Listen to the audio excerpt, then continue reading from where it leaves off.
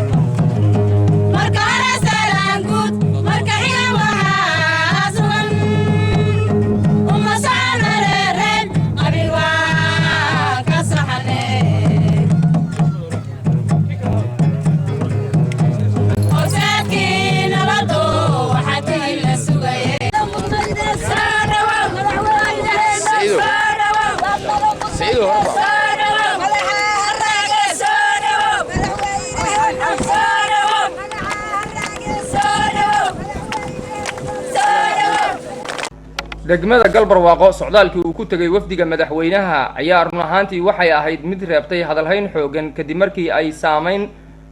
ay sameeyeen shacbiga ku nool halkaasi soo dhoweyn ka duwan degmooyinka kale ee galmudug wafdiga uu hogaaminayay madaxweynaha cusub ee galmudug sareeyo gaas cabdi xasan cawaale qaybdiid oo ahaa wafdi ballaaran ayaa markii ay soo gaareen galbarwaaqo waxaa wadada dheer kaga hor yimid dadweyne tiro badan oo lulaya caleemo qoyan isla markaana wata dareesyo qurux badan oo lagu xardhay astaanta calanka Soomaaliya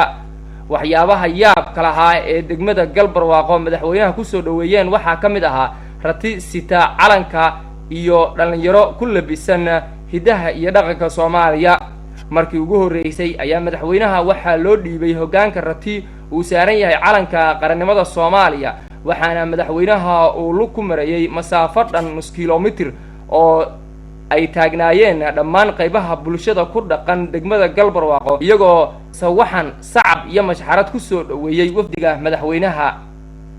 waxaa la arkayay madaxweynaha oo socda wafdigiisa wasiirada iyo xubnaha baarlamaanka oo garab socda iyo ciidan geesaha kaga jira iyo rati oo isna laba yaabna waxa meesha ka socda oo dhankiisa ka ordaya wariyaasha ayaa iyaguna kaamirada kula hor ordayay madaxweynaha markii la soo gaaray goobtii loo xaaray martida madaxweynaha iyo wafdigiisa ee galbarwaaqo ayaa madaxweynaha waxaa salaan uu ka gadoomay ciidanka degmada galbarwaaqo oo safaf u taagnaa galbarwaaqo waxa kale oo ay uga duwnayd meelaha kale waxay ahayd degmada quraah ee ay joogeen koox fanaaniin ah oo heeso iyo suugaan kala duwan ayayba markaa madaxweynaha ku qanciyeen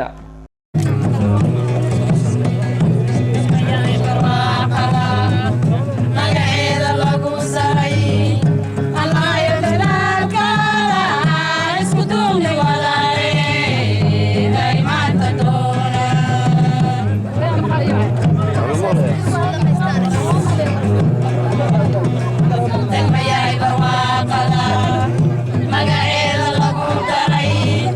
Allah yo dalaalka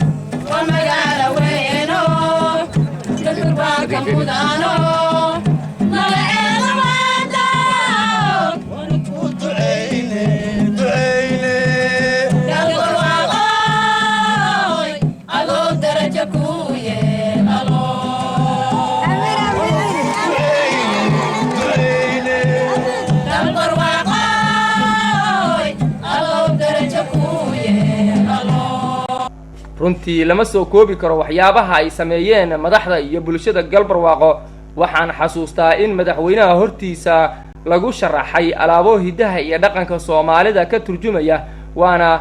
kuwaan hadda indhihiina qabanayaan sidoo kale gidaarka goobta waxaa lagu qurxiyay raar farsamo qurxoon lagu mariimay goobta ayaa waxaa buuxdhaafiyay dadweynaha ugu horeyn culumadiinka iyo qaybaha kale ee bulshada deegaanka Galbarwaaqo waxaana meesha si weyn uga muuqday cutub dumar ah oo ku labisan dharka hidaha iyo dhaqanka iyo waliba calanka buluuga ah ee Soomaaliya ku labisan ugu horeyn xafladii soo dhaweynta madaxweynaha ayaa waxaa daah ka rogay culumadiinka oo wacdi iyo nabi amaan soo jeediyay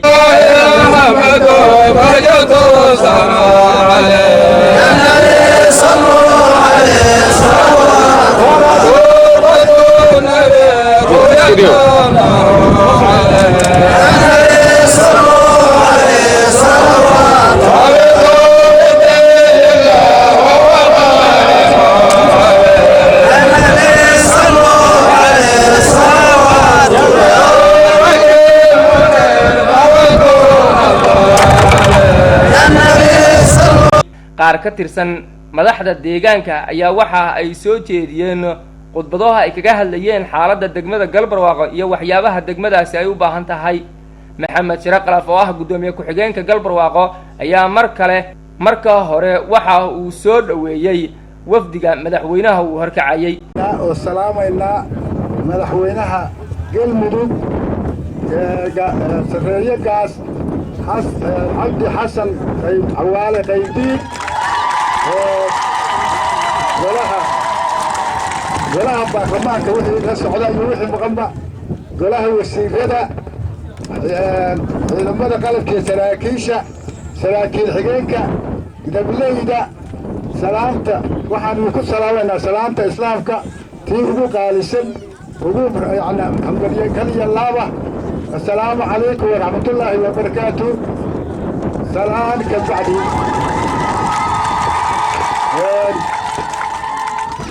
mudana madaxweyne iyo wasiiradiisa iyo waftiga ballaaran waxaan idiin sheegaynaa degmadaani 23 sano nin madaxweyne ama mas-uula ama dawlad galabta ka hor ma soo hor fadhiisan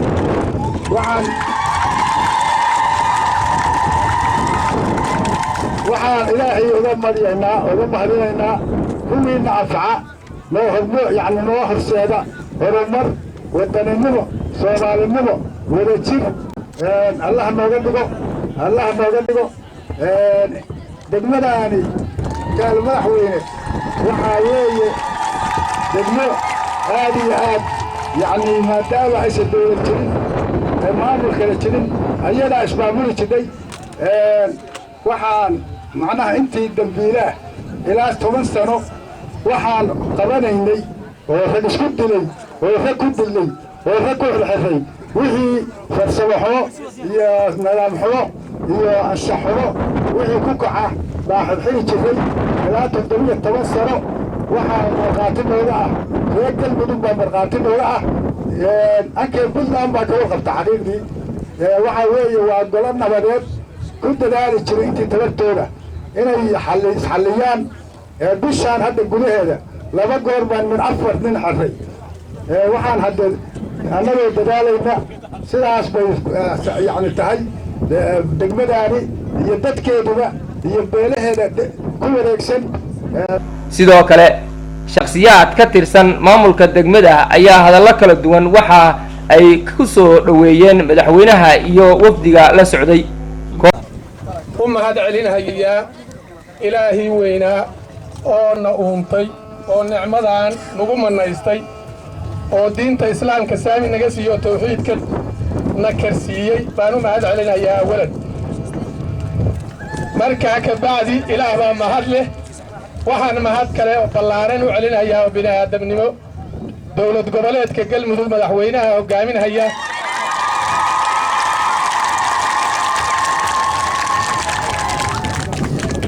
baarlamaanka gudoomiye ku-xigeenka baarlamaanka golaha wasiirada dhaqanka salaadiinta la socda sida suldaan muxyidiin xasan cilmi fagaas iyo cali guray ducaale iyo ragga wafdiga in badan soo maray arrintaas soo maray jidkaas dheer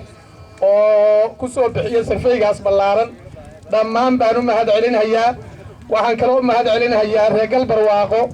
oo si sharaf leh dhalinyaro iyo culimo iyo odayaal iyo waxgarad soo dhaweyn diiran muujiyey oo kala noocsan oo dhinac walba ah waxaan kaloo u mahad celinayaa daabiyadaha kale oo la xiriira sida xudur meesha qalqalloona waloolan jiray sida guutaalayaal sida birqoday sida baalkii la oran jiray meelahaas oo dhan oo la xiriirta inta ka timid oo fadhida oo aan wada garanhayo dhammaan baan u mahad celinayaa intaas ka bacdi ulajeedkayaga dareenkayaga reer Galbarwaaqo haddaan nahay waa 3 qodob madaxweynuhuna ha dhagaysto wararkii hore waa gaagaabnaayeen marka waxaan ka baqaay u malaynaya in badan uusan maqal marka codkana kor baa u qaadaya isaguna dhagaha ha furo wasiiradu ha maqleen oo baalahoodii weeye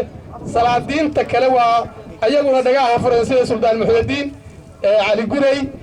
cabdullaahi digsi dhammaan inta socota dhagaha kor ha u qaadeen dareenka reer Galbarwaaqo dareenkooda ayada oo ay la xiriiraan intaa kale oo daabiyadaha oo tuulooyin oo magaalooyin oo aan sheegnay oo aan ognahay hadda sida meesha qalqalloa la oran jiray ilaa 40 maraagood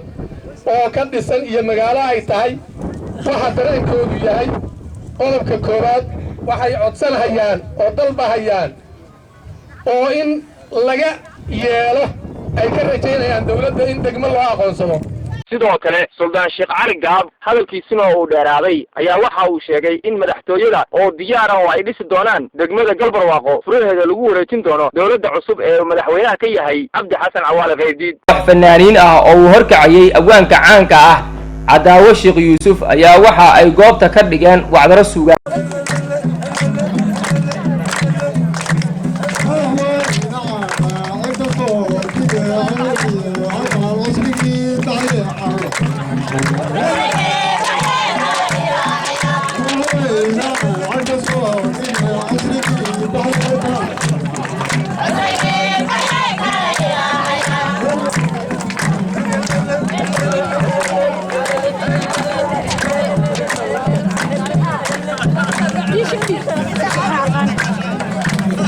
kadib madaxweynaha ayaa mar kale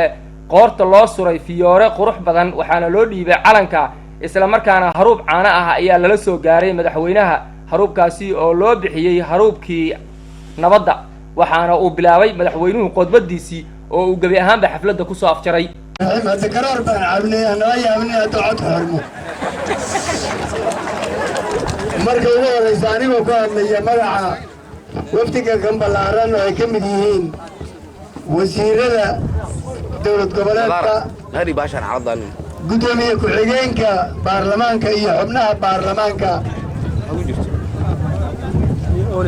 golaha odayaasha dhaqanka ururka dhalinyarada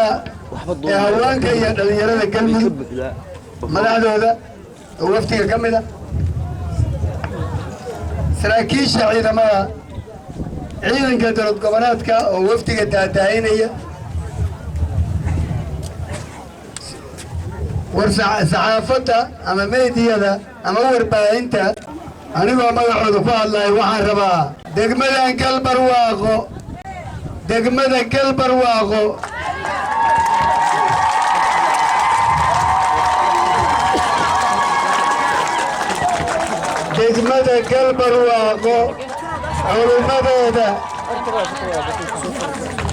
degmada Galbarwaaqo culumadeeda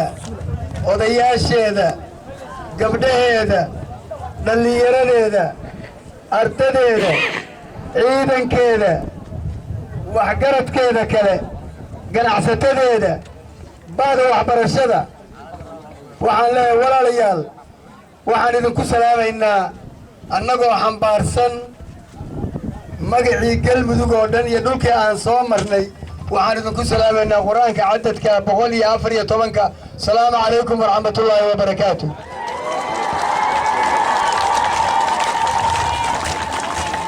waxa weeye waan faraxsannahay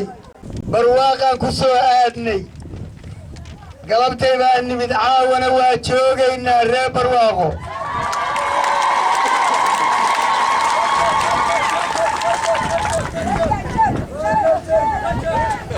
waxa weeye waxay ahayd mudanayaal iyo marwooye walaalahayga sharafta badanow 7 maalmood oo aan safarka ku jirnay waxaan u wareegaynay inaan reer galmudug madaxda aan u nahay iyo annagu inaan isbaranno maxay qabaan ma baahan yihiin ma biyay rabaan ma daaway rabaan ma waxbarashay rabaan ma nabadgelyay rabaan ma waxay rabaan walaalaheen inaan soo aragno maadaama ay noo doorteen inaan madax u noqonno ayaan u kuurgelaynay marka waxay qabaan war helaaba tala hela cid walba inaan u tagno ayaan go'aansannay sidaasaan ku nimid adinkana kuwaasaa ka mid tihiin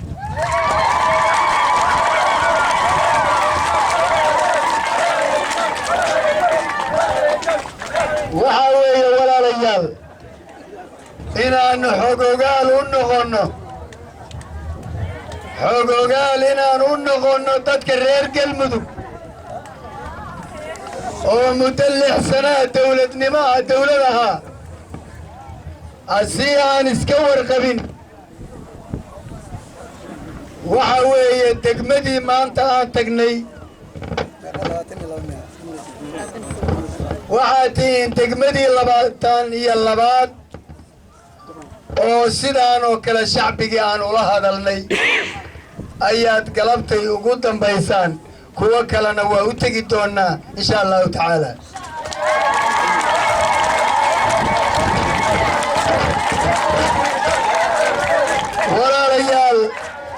walaalayaal safarka yagu wuxuu nagu dhiirigeliyey waxaa weeye hankayagii iyo hamigii aan qabnay iyo aragtidii aan qabnay iyo waxa dadkaan u qaban karno aan qalbiga ka qabnay waxayna tuseen dad sharaf badan oo sooriyo walaaltinimo raxmad madaxdoodii raba madax iyo shacbigood israba ayaan u tagnay galbarwaaqaana ka mid ah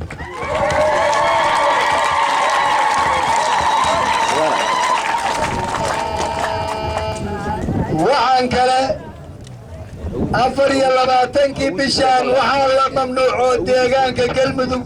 laga mamnuucay wax la yidhaahdo burcad badeed waa xaaraan bay ka tahay dalkan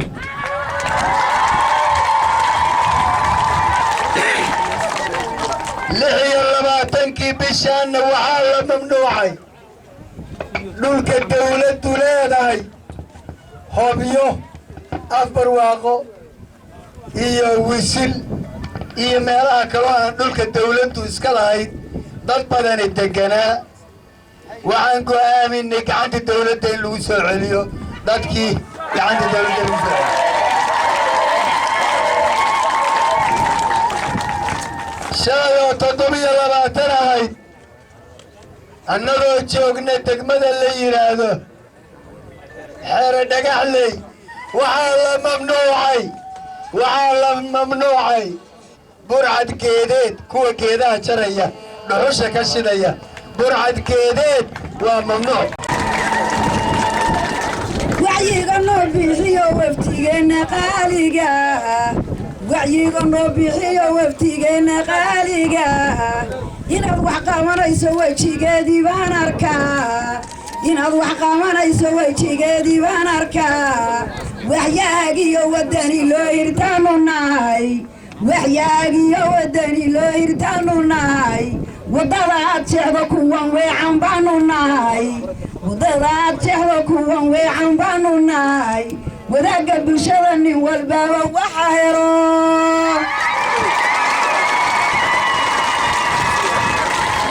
hidaha iyo dhaqanka hooday u leeyihiin hidaha iyo dhaqanka hooday u leeyihiin